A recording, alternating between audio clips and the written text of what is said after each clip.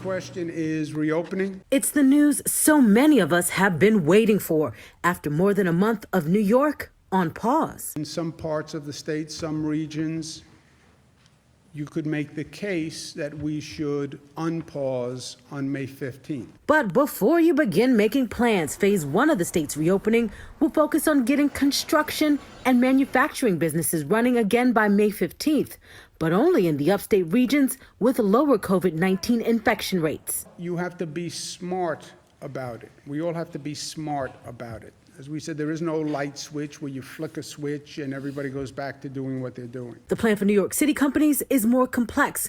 First, the region would have to meet the CDC recommendation, 14 days of declining hospitalizations. Next, businesses will need to implement policies to keep employees safe. How do you do social distancing? How do you do monitoring? Are you going to take the temperature of people who walk in the door?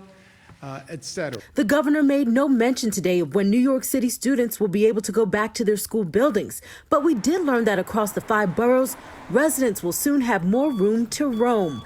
Up to 100 miles of city streets will be transformed into safe spaces for pedestrians and cyclists to go outside as the weather warms. We're going to focus first on streets in and around our parks. And as the city adds 3 more community testing sites this week, they're also rolling out a quicker, easier self-swab process. The patient takes something that's basically a sterile Q-tip, puts that in their nose. They don't have to go way deep, just enough to get a sample.